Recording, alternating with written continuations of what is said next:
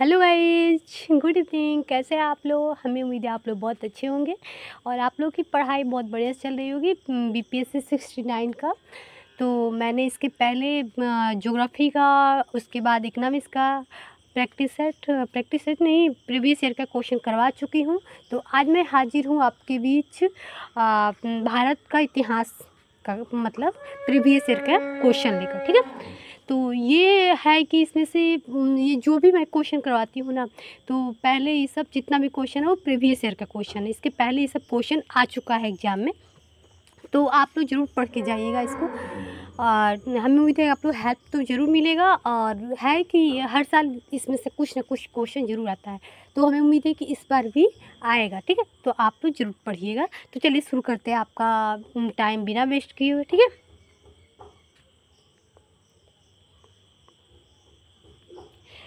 First question आ रहा है कि भारत में पशुपालन एवं कृषि की प्राचीनतम साक्ष्य प्राप्त हुआ है। कहाँ से प्राप्त हुआ? तो मेहरगढ़ से प्राप्त हुआ है, ठीक है। इसका आंसर डी हो जाएगा। 2 नंबर क्वेश्चन आ रहा है कि निम्नलिखित में से किसको कैल्कोलिथिक युग भी कहा जाता है? तो ताम्र पाषाण युग को कहा जाता है। किसको कहा जाता है? तो ताम्र पाषाण युग को कैल्कोलिथिक युग कहा जाता है, ठीक है। इसका आंसर सी हो जाएगा। 3 नंबर क्वेश्चन आ रहा है कि हड़प्पा में मिट्टी के बर्तनों पर सामान्यतः किस रंग का उपयोग होता है? किस रंग का उपयोग होता है? तो लाल रंग का, ठीक है। हड़प्पा में मिट्टी के बर्तन जो था उस पर किस रंग का होता था? तो लाल रंग का होता था। अभी भी आप देखिएगा मिट्टी का जो बर्तन होता है उस पर लाल रंग से ही रंगा होता है, ठीक है। इसका आंसर ए हो जाएगा। 4 नंबर आ रहा है क्वेश्चन कि सिंधु सभ्यता निम्नलिखित में से किस युग में पड़ता है? किस युग में पड़ता है? तो आर्य ऐतिहासिक काल में पड़ता है। इसका आंसर डी हो जाएगा दोस्तों, ठीक है। अब आ रहा है 5 नंबर क्वेश्चन, सिंधु घाटी सभ्यता की सबसे महत्वपूर्ण विशेषता क्या है? तो इसका महत्वपूर्ण विशेषता है कि पक्की ईंटों से बनी इमारत, ठीक है। ये सबसे महत्वपूर्ण विशेषता है। इसका आंसर ए हो जाएगा, ठीक है दोस्त। 6 नंबर क्वेश्चन आ रहा है, निम्नलिखित में से कौन सा एक हड़प्पा का बंदरगाह है? तो कौन सा है? तो लोथल है। इसका आंसर बी हो जाएगा। हड़प्पा का जो बंदरगाह होता है वो लोथल होता है, ठीक है। 7 नंबर क्वेश्चन आ रहा है कि निम्नलिखित में से कौन सा हड़प्पा कालीन स्थल गुजरात में है? तो कौन सा है? तो लोथल जो है वो गुजरात में है। बाकी ये कालीबंगा जो है वो कहाँ है? हरियाणा में है ना, हरियाणा में राजस्थान में है, और ठीक है। राखीगढ़ी जो है वो हरियाणा में, ठीक है। 8 नंबर क्वेश्चन है, निम्न में से किस हड़प्पा कालीन स्थल से टेराकोटा का स्थल है? तो बनवाली का है, ठीक है। टेराकोटा का हल प्राप्त हुआ था कहाँ से? तो बनवाली से प्राप्त हुआ था, ठीक है। इसका आंसर बी हो जाएगा। दोस्तों मैं जो भी क्वेश्चन करवा रही हूँ ये सब एग्जाम के लिए बहुत इंपॉर्टेंट क्वेश्चन है, ठीक है। आप लोग पढ़िएगा जरूर, इसको पढ़ के जरूर जाइएगा, ठीक है। 9 नंबर क्वेश्चन आ रहा है कि निम्न में से किस हड़प्पन नगर में जूते हुए खेतों का निशान मिले हैं? तो किस में मिला है? तो कालीबंगा में। जूते हुए खेत का साक्ष्य कहाँ से मिला है? तो कालीबंगा में। काली रंग की चूड़ियाँ कहाँ से मिली है? तो कालीबंगा में, ठीक है। इसका आंसर ए हो जाएगा। अब 10 नंबर क्वेश्चन कि निम्नलिखित में से कौन हड़प्पा और मोहनजोदड़ो के उत्खनन से संबंधित नहीं है? कह रहा है कि हड़प्पा और मोहनजोदड़ो के उत्खनन से संबंधित नहीं, कौन है? इसका आंसर डी हो जाएगा। B.A. स्मिथ जो है वो उससे संबंधित नहीं है, ठीक है। अब आ रहा है 11 नंबर क्वेश्चन, बुगज कोई का महत्व इसलिए है कि, तो क्या महत्व है उसका? तो इसका आंसर ये हो जाएगा, वहाँ जो अभिलेख प्राप्त हुआ है उनमें वैदिक देवी एवं देवताओं का वर्णन मिलता है, ठीक है।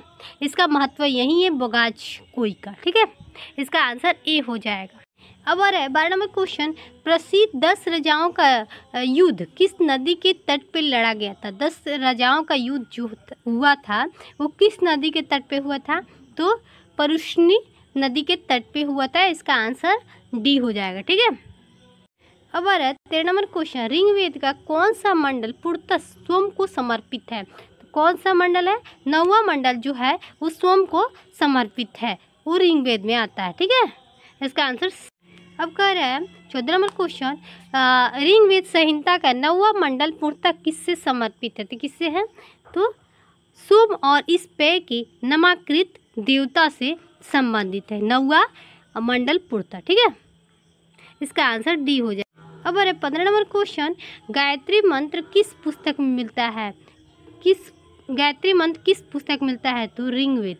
इसका आंसर सी हो जाएगा। ठीक है, अब 16 नंबर क्वेश्चन कि निम्न में से किस भारतीय दर्शन ने परमाणु सिद्धांत का प्रतिपादन किया था? तो वैश्विक ने प्रतिपादन किया था। ठीक है, इसका आंसर डी हो जाएगा। ठीक है,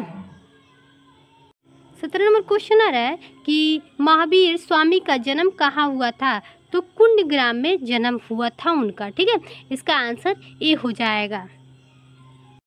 अब 18 नंबर क्वेश्चन, महावीर जैन की मृत्यु निम्नलिखित में से किस नगर में हुआ था? तो पावापुरी में हुई थी। महावीर जैन की मृत्यु जो हुई थी वो कहाँ हुई थी? तो पावापुरी में हुई थी। ठीक है, इसका आंसर सी हो जाएगा। अब 19 नंबर क्वेश्चन, भगवान महावीर का प्रथम शिष्य कौन था? तो जमाली था। ठीक है, भगवान महावीर का प्रथम शिष्य जो था वो जमाली था। ठीक है, याद रखिएगा हमेशा ये क्वेश्चन 47वें बीपीएससी में ये क्वेश्चन पूछा गया था 2005 में। ठीक है, इसका आंसर ए हो जाएगा। अब 20 नंबर क्वेश्चन, निम्नलिखित में से कौन सबसे पूर्वकालिक जैन ग्रंथ से कहलाता है? जैन ग्रंथ कहलाता है तो 14 पूर्व कहलाता है, जैन ग्रंथ कहलाता है। ठीक है, इसका आंसर सी हो जाएगा। अब 21 नंबर क्वेश्चन, महात्मा बुद्ध ने अपना पहला धर्म चक्र प्रवर्तन किस स्थान पर दिया था? तो सारनाथ में दिया था। ठीक है, धर्म चक्र प्रवर्तन। ठीक है, तो इसका आंसर बी हो जाएगा, सारनाथ में दिया था। 22 नंबर क्वेश्चन आ रहा है कि महात्मा बुद्ध का महापरिनिर्वाण कहाँ हुआ था? तो कुशीनगर में हुआ था। ठीक है, इसका आंसर सी हो जाएगा। उसके बाद आ रहा है कि त्रिपिटक किसकी धार्मिक पुस्तक है? तो किसकी है? तो बौद्ध की है। त्रिपिटक जो धार्मिक पुस्तक है वो किसकी है? तो बौद्ध धर्म का है। ठीक है, इसका आंसर डी हो जाएगा। अब आ रहा है 24 नंबर क्वेश्चन, त्रिरत्न या 3 रत्न जैसे सटीक ज्ञान, सच्ची आस्था और सटीक क्रिया निम्न में से किससे संबंधित है? चलिए बताते हैं इसका किससे संबंधित है। तो ये हो जाएगा जैन धर्म से संबंधित है। इसका आंसर सी हो जाएगा। अब आ रहा है 25 नंबर क्वेश्चन, निम्नलिखित में से कौन सा बात बौद्ध धर्म तथा जैन धर्म में समान नहीं है? तो आत्मदमन जो है वो बौद्ध और जैन धर्म में समान नहीं है। बाकी अहिंसा, वेदों के प्रति उदासीनता, रीति रिवाजों की अस्वीकृति, ये सब है, लेकिन आत्मदमन नहीं है। इसका आंसर सी हो जाए। अब है 26 नंबर क्वेश्चन, बोध गया में बोधि वृक्ष अपने वंश की इस पीढ़ी का है कितना है? तो पंचम है। ठीक है, इसका आंसर सी हो जाए। और 27 नंबर क्वेश्चन आ रहा है कि बराबर की गुफाओं का उपयोग किसने आश्चर्य गृह के रूप में किया है? तो किसने किया है? तो आजीविकों ने किया है। ठीक है, इसका आंसर ए हो जाएगा। ठीक है, अब 28 नंबर क्वेश्चन, आजीवक संप्रदाय के संस्थापक कौन थे? तो मखली गोसाल थे। आजीवक संप्रदाय के संस्थापक कौन थे?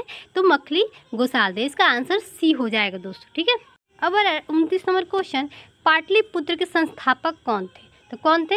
उदयन थे। ठीक है, इसका आंसर ए हो जाएगा। पाटलिपुत्र संस्थापक कौन थे? उदयन थे। इसका आंसर ए हो जाएगा दोस्तों। ठीक, अब 38 नंबर क्वेश्चन कि किस शासक द्वारा सर्वप्रथम पाटलिपुत्र का राजधानी के रूप में चयन किया? किसने किया था? तो उदयन द्वारा किया गया है। ठीक है, उदयन द्वारा किया गया। इसका आंसर सी हो जाएगा। ठीक है, पाटलिपुत्र का राजधानी के रूप में मतलब चयन किया गया है किसके द्वारा? तो उदयन के द्वारा किया गया है। इसका आंसर सी हो जाएगा। अब आ रहा है 31 नंबर क्वेश्चन, निम्नलिखित में से किस राजा ने पाटलिपुत्र बसाया था? तो किसने बसाया था? तो उदयन ने किया था। उदयन ने किया था। इसका आंसर डी हो जाएगा। पाटलिपुत्र के राजधानी के रूप में कौन बसाया था? किस राजा ने बसाया था? तो उदयन ने किया था। इसका आंसर डी हो जाएगा। अब आ रहा है 32 नंबर क्वेश्चन, विश्व का पहला गणतंत्र वैशाली में किसके द्वारा स्थापित किया गया? विश्व का पहला गणतंत्र वैशाली किसके द्वारा स्थापित किया गया? तो किसके द्वारा किया गया? तो लिच्छवी द्वारा किया गया है। ठीक है, पहला गणतंत्र वैशाली लिच्छवी द्वारा किया गया। ठीक है, इसका आंसर डी हो जाएगा। अब आ रहा है 33 नंबर क्वेश्चन, मगध की प्रारंभिक राजधानी कौन सी थी? तो कौन सी थी? तो राजगृह ब्रज था। ठीक है, मगध की प्रारंभिक राजधानी जो थी, पहली बार राजधानी, तो कहाँ थी, कौन थी? तो गिरी ब्रज था। इसका आंसर सी हो जाएगा दोस्तों। ये पूछा था आपका 53वीं और 55वीं बीपीएससी प्री में पूछा गया था 2011 में। ठीक है, तो याद रखिएगा हमेशा। 34 नंबर आ रहा है, अज्ञात शत्रु के वंश का क्या नाम था? अज्ञात शत्रु के वंश का क्या नाम था, मतलब उसके बेटा का क्या नाम था? तो हर्यक वंश था। क्या नाम था? हर्यक वंश। इसका आंसर बी हो जाएगा। सॉरी दोस्तों, अजात शत्रु के वंश का मतलब उसका वंश कौन सा वंश था, हम उल्टा बता दें तो कौन सा वंश था? तो हर्यक वंश था। इसका आंसर बी हो जाएगा। ठीक है दोस्तों। अब 35 नंबर क्वेश्चन, सैंडोकोटसिस चंद्रगुप्त मौर्य की पहचान किसने की थी? किसने किया था? विलियम जोन्स ने किया था। ठीक है, इसका आंसर ए हो जाएगा। 36 नंबर क्वेश्चन है कि ब्राह्मी लिपि को सर्वप्रथम किसने पढ़ा? ब्राह्मी लिपि को सर्वप्रथम किसने पढ़ा था दोस्तों? तो जेम्स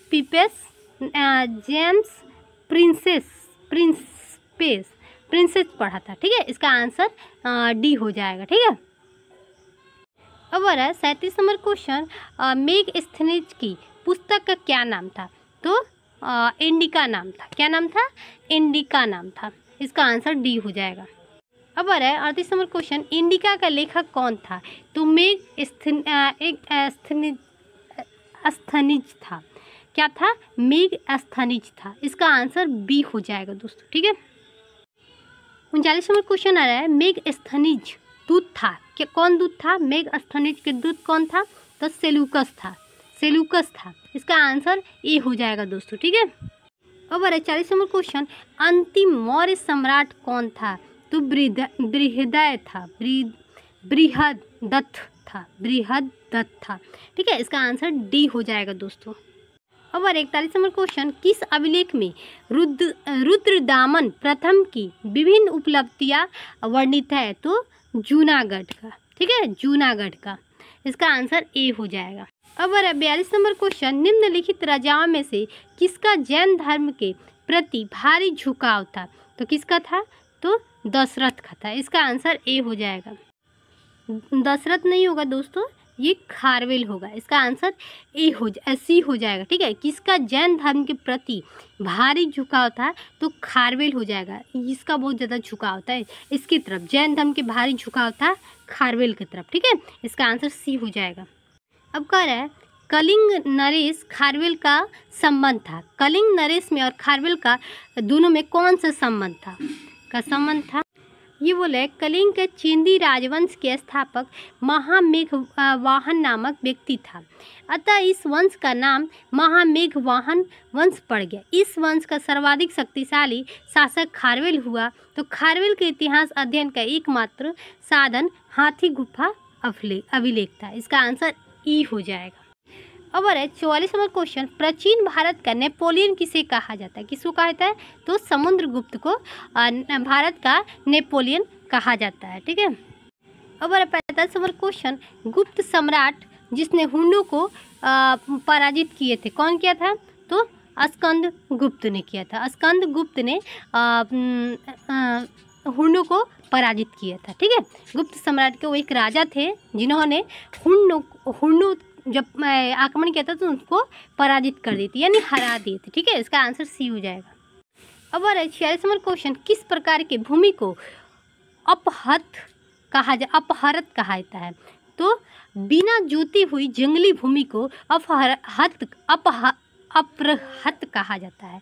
अपहरत कहा जाता है बिना जोती हुई जंगली भूमि को। ठीक है, इसका आंसर ए हो जाएगा। अब है कि चीनी यात्री सुंग यून ने भारत की यात्रा की थी। कब से कब किया था? तो 515 ईस्वी से 520 ईस्वी तक भारत की यात्रा किया था। ठीक है, इसका आंसर ए हो जाएगा। और 48 नंबर क्वेश्चन, हर्षवर्धन शासनकाल में किस चीनी यात्री ने भारत की यात्रा की थी?